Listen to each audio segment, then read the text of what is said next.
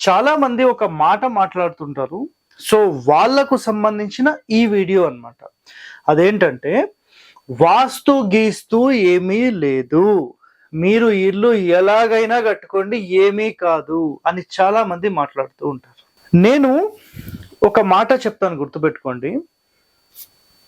మన ఏపీ, తెలంగాణ గాని, దేశంలో గాని ఎవరైతే original system of vastu, grammar of construction, స్థాపత్య వేదంలోని రహస్యాలు, ఆగమ శాస్త్రంలోనివి కానీ, అష్టదశ మహర్షులు చెప్పిన కొన్ని సిద్ధాంతాలను కానీ పాటించకుండా సొంత కవిత్వాలు, ఎవరో ఒక వాస్తాయన సొంత పరిశోధనలు చేశారని చెప్పి మొత్తం పుస్తకాలు ప్రచురించి సమాజంలో మొత్తం దాన్ని స్ప్రెడ్ చేసేసి ఒక రాంగ్ సిస్టమ్ ఆఫ్ వాస్తుని ఇంప్లిమెంట్ చేశారు.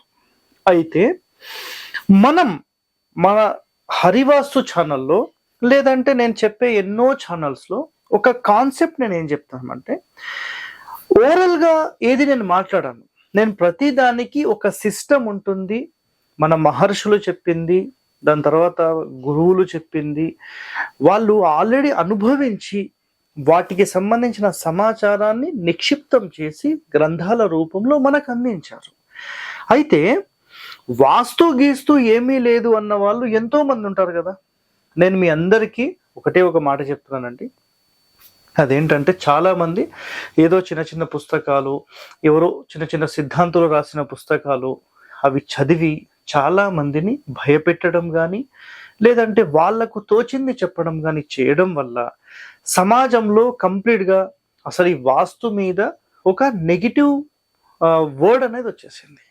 ఎందుకంటే ఒక్కొక్కరు ఒక్కొక్కలాగా చెప్పడం వల్ల చాలా మంది ఇబ్బంది పడుతున్నారు. సో ఇక నేనైతే ఇక్కడ ఒక మాట చెప్తానండి, గుర్తుపెట్టుకోండి.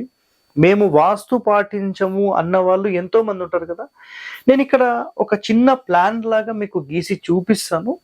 మీరు నిజంగా వాస్తు పాటించడం లేదు అంటే మీరు ఇలా ఏమైనా చేశారా ఒకసారి చూడండి. ఎందుకంటే వాస్తు అనేది ఒక systematic way of building construction and ఇల్లు ఎలా కట్టాలి, ఏ స్థానంలో కట్టాలి, సో ఏ విధంగా కట్టడం వల్ల ఆ ఇంటి గృహ యజమానులు, లేదంటే గృహం సంబంధించిన దంపతులు, ఆ ఫ్యామిలీ మెంబర్స్ సంతోషంగా ఉంటారు, ఎలాంటి ఇబ్బందులు లేకుండా ఉంటారు అనేది ఒక సిస్టమ్ చెప్పబడింది.